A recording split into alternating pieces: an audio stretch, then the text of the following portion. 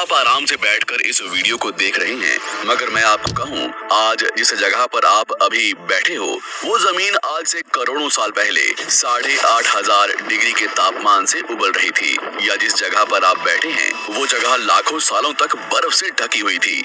ये दोनों बातें सच हैं। इस 15 मिनट की वीडियो के अंदर आप पृथ्वी के 450 करोड़ साल के सफर को देखने वाले हैं। जिस जगह आज हमारा सौरमंडल है, वहाँ विभिन्न प्रकार की गैस और धूल के बादल हुआ करते थे।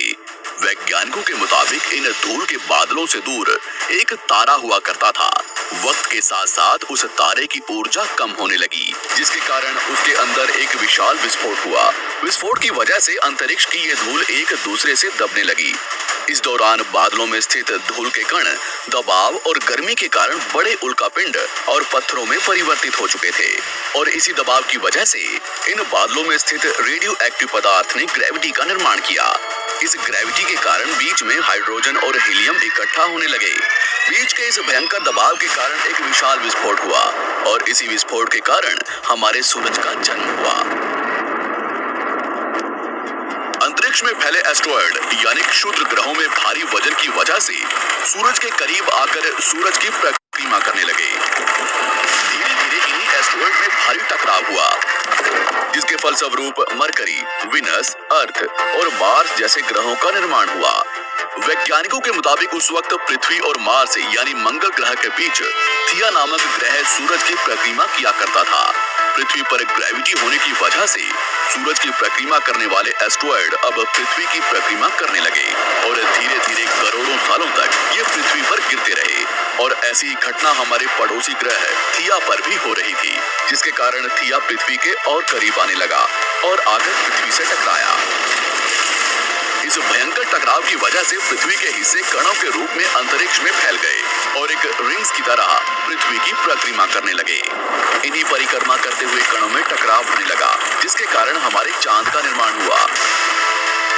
उस वक्त पृथ्वी पर सिर्फ एक ही समुद्र हुआ करता था, और वो था 1900 डिग्री सेल्सियस की तापमान पर उबलते हुए लावे का। उबल रही थी वो सारी चीजें जिसे आज आप अलग अलग नाम से जानते हैं। वक्त के साथ साथ पृथ्वी धीरे धीरे ठंडी हो रही थी, जिसके कारण पृथ्वी के भारी तत्व जैसे धातु और रेडियो एक्टिव पदार्थ पृथ्वी के केंद्र में जाकर इकट्ठा हो गए, और हल्के पदार्थ पृथ्वी की सतह पर आ गए। लाखों सालों तक पृथ्वी पर उल्कापिंडों की बरसात हुई, और इन गिरते हुए उल्कापिंडों में जमा था नमक, मिनरल्स और पानी। करोड़ों सालों तक इन उल्कापिंडों की बरसात होती रही, और धीरे धीरे पृथ्वी की ऊपरी सतह पानी से ढकने लगी। वैज्ञानिकों के मुताबिक यही वो वक्त था जब दूर गहरे पानी के अंदर निकलते ज्वालामुखियों से पहली बार सूक्ष्म जीवों का निर्माण हुआ। लाखों सालों बाद एक वक्त ऐसा आया जब पृथ्वी की पूरी सतह पानी से ढक चुकी थी। हमारी पृथ्वी के सबसे अंदर का कोर रेडियो एक्टिव पदार्थ से बने होने की वजह से हरदम गर्म होता रहता है, लेकिन जब भी पृथ्वी की ऊपरी जमीन ठंडी हो जाती है, तब पृथ्वी के अंदर की गर्मी बाहर नहीं निकल पाती, जिसके कारण ज्वालामुखियों का निर्माण होता है। और उस वक्त कुछ ऐसा ही हुआ। पानी से ढकी हुई पृथ्वी पर हजारों की तादाद में ज्वालामुखी निकलने लगे, और आने वाले लाखों सालों तक इन ज्वालामुखियों का निकलना जारी रहा, जिससे पानी के ऊपर जमीन का निर्माण हो रहा था।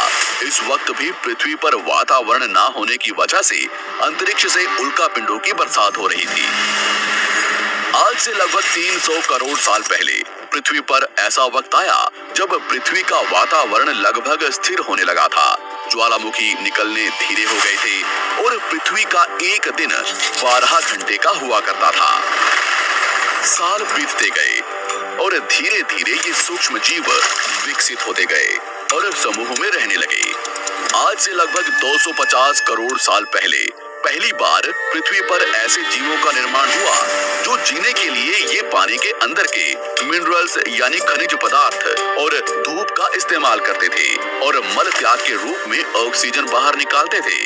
इस वक्त तक पृथ्वी पर ज्यादातर ज्वालामुखी निकलने बंद हो चुके थे, और इन माइक्रोबैक्टीरियाज की वजह से वातावरण में ऑक्सीजन की मात्रा बढ़ रही थी। वातावरण में ऑक्सीजन बढ़ने की वजह से पृथ्वी का वायुमंडल बनना शुरू हुआ, और आने वाले हजारों सालों तक वातावरण में ऑक्सीजन की मात्रा बढ़ती रही, इसकी वजह से पृथ्वी के ज्यादातर हिस्सों में ये सूक्ष्म जीव फैल गए। हजारों सालों बाद एक वक्त ऐसा आया जब पृथ्वी में ज्यादा ऑक्सीजन बढ़ने के कारण ये सूक्ष्म जीव मरने शुरू हो गए। उस वक्त तक पृथ्वी का वातावरण ठंडा होने के साथ साथ ऑक्सीजन से भी भर चुका था, जिसके कारण जमीन और वातावरण में स्थित आयरन यानी लोहे के मिनरल्स पानी में स्थित ऑक्सीजन से रिएक्ट होने लगे। और एक वक्त ऐसा आया जब पृथ्वी की जमीन आज के मार्स के जैसे लाल हो चुकी थी। वक्त बीतने के साथ साथ धरती की टेक्टोनिक प्लेट्स में दरार होने लगी, जिसके कारण पृथ्वी के अंदर का लावा जमीन की तरह कई लाखों सालों तक खुला उबलता रहा। और यही वो कारण था जिसके कारण पृथ्वी के वातावरण में कार्बन डाइऑक्साइड की मात्रा बहुत बढ़ गई और पृथ्वी पर एसिड की वर्षा शुरू हो गई। एसिड रेन की वजह से पृथ्वी का तापमान घटने लगा और तापमान इतना घटा कि पृथ्वी के ऊपर स्थित पानी बर्फ में परिवर्तित होने लगा। पृथ्वी पर पहली बार भयंकर आइस एज आया। इस वक्त पूरी पृथ्वी सफेद बर्फ से ढक चुकी थी। आमतौर पर जब धरती पर सूरज की किरणें गिरती हैं, तब जमीन उन किरणों को सोख लेती है, मगर क्योंकि पूरी पृथ्वी बर्फ से ढक चुकी थी और क्योंकि बर्फ सफेद और चमकीली होती है, जिसके कारण सूरज की किरणें धरती पर गिरने के बाद वापस चली जाती थी। इसी कारण से पृथ्वी कई लाखों सालों तक बर्फ से ढकी रही, मगर फिर से पृथ्वी के अंदर स्थित गर्मी ज्वालामुखी के रूप में निकलना शुरू हो गई और इन ज्वालामुखियों से निकलने वाली गर्मी ने बर्फ को पिघलाना शुरू कर दिया। इसी बीच पृथ्वी की गहराई में बड़े कुछ सूक्ष्म जीव धीरे धीरे बदल रहे थे और अब वो ऑक्सीजन को अपने शरीर को बड़ा और जटिल बनाने के लिए इस्तेमाल करने लगे थे। इस बीच पानी में अलग से भी छोटे समुद्री पौधे निकलने शुरू हो चुके थे। बाहर जैसे जैसे ज्वालामुखी निकल रहे थे, वैसे वैसे वातावरण कार्बन डाइऑक्साइड की वजह से गर्म हो रहा था। वक्त के साथ साथ बर्फ तो पिघलने लगी, मगर धरती पर फिर से एसिड की वर्षा शुरू हो गई, जिसके कारण फिर पृथ्वी ठंडी होने लगी और फिर पृथ्वी की ज्यादातर सतह बर्फ से ढक गई।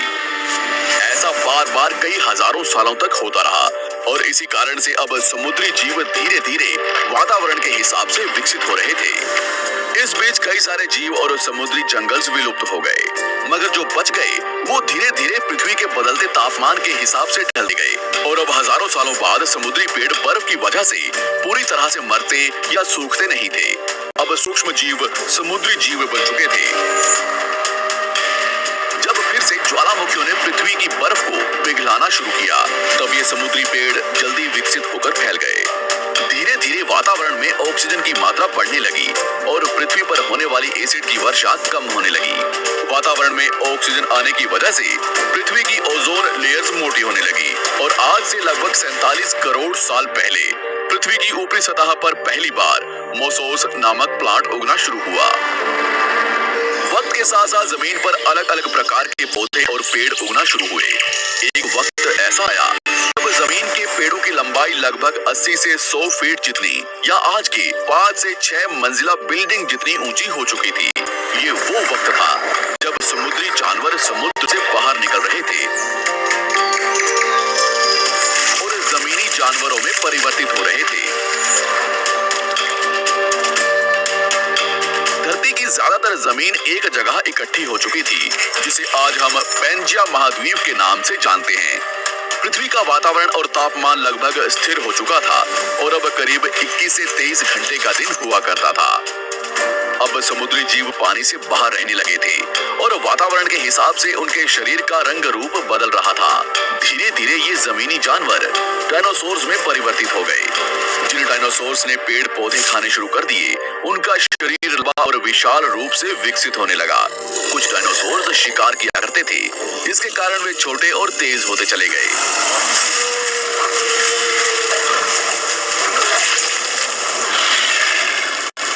पृथ्वी की ऊपरी जमीन एक जगह इकट्ठी होने के कारण ज्यादातर जमीन रेगिस्तान और बंजर हो चुकी थी।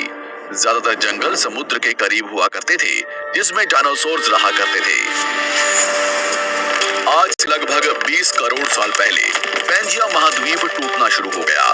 पैंजिया के विभाजित होने की वजह से पृथ्वी की ज्यादातर ऊपरी जमीन पानी के संपर्क में आने लगी, जिसके फलस्वरूप पृथ्वी पर हरियाली बढ़ती गई, जिस वजह से डायनासोर्स और ज्यादा विभिन्न और विशाल होते चले गए। डायनासोर्स ने आने वाले लगभग 20 से 30 करोड़ सालों तक पृथ्वी पर राज किया। उस वक्त डायनासोर्स समुद्र से लेकर जमीन और आसमान तक पूरी पृथ्वी पर राज किया करते थे। इस दौरान अफ्रीका से टूटा भारत सीधे आकर आज के तिब्बत से टकराया और इस टकराव की वजह से हिमालय का निर्माण हुआ। आज से लगभग 6.5 करोड़ साल पहले पृथ्वी की तरफ आज के माउंट एवरेस्ट से भी बड़ा लगभग 4.5 लाख करोड़ किलो जितना वजनिया उल्का पिंड लगभग 80,000 किलोमीटर प्रति घंटे की स्पीड से पृथ्वी की तरफ आ रहा था। पृथ्वी की सतह को छूते ही उसमें भयंकर आग लगी और वो जलते हुए सीधा पृथ्वी से टकराया। इस टकराव से निकलने वाली ऊर्जा आज के 10 करोड़ परमाणु बम एक साथ फटने के बराबर थी। जहां ये उल्का पिंड गिरा, वहां के जानवर और पेड़ तुरंत भाप बनकर जल गए। गिरते ही पृथ्वी पर पूरी तरह धूल फैलने लगी। समुद्र में भयंकर बाढ़ आने लगी। भूकंप और आग ने पृथ्वी को जलाना शुरू कर दिया। कुछ ही घंटों में पूरी पृथ्वी के वातावरण में हानिकारक गैस और धूल की वजह से पृथ्वी नर्क हो चुकी थी। डायनासोर्स, घुटन, आग और भूखमरी से पूरी तरह विलुप्त हो गए। इस वक्त हमारे पूर्वज जमीन के अंदर रहा करते थे, जिसके कारण वो इस विशाल प्रलय से बच गए। पृथ्वी का वातावरण पूरी तरह से काला और अंधेरा हो चुका था, जिससे धूप भी जमीन तक नहीं पहुंच पा रही थी। पृथ्वी के पेड़ और ज्यादातर जानवर विलुप्त हो गए।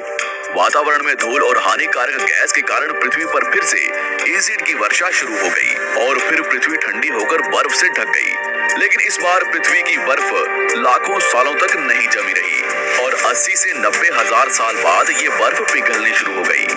जैसे ही धरती पर वातावरण फिर से पहले जैसा होने लगा, वैसे ही ये छोटे जीव जमीन से बाहर आना शुरू हो गए। उस वक्त पृथ्वी की बर्फ पिघलनी शुरू ही हुई थी, जिसके कारण अफ्रीका में घने ठंडे जंगल हुआ करते थे और इसी बीच ये जमीनी जीव बंदरों में परिवर्तित हुए। मगर जैसे जैसे पृथ्वी गर्म होने लगी, वैसे वैसे अफ्रीका के ये जंगल सूखने लगे। जंगल की चीजें खाने वाले बंदरों को खाने की कमी होने लगी। खाने की तलाश में इन बंदरों ने अपने पैरों पर चलना शुरू कर दिया, जिससे उन्हें दूसरे जानवरों के शिकार करने में मदद मिलती थी। धीरे धीरे बंदर एप्स यानी वानर में परिवर्तित हुए। खाने की तलाश में ये एप्स पृथ्वी के दूसरे हिस्सों में फैलने लगे और धीरे धीरे उनके शरीर का रंग रूप वहां के मौसम के हिसाब से बदलता गया। वक्त के साथ साथ हम आदिवासी बने। हमने हथियारों से लेकर आग का आविष्कार किया। हम धीरे धीरे इंसान के रूप में विकसित हुए।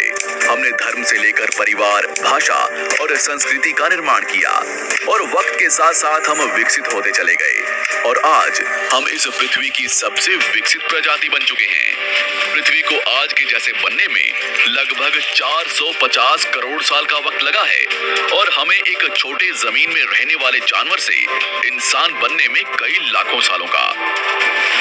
मगर हमने इन 100 सालों में जितना पृथ्वी को गंदा और तबाह किया है, उतना आज तक किसी भी प्रजाति ने नहीं किया होगा।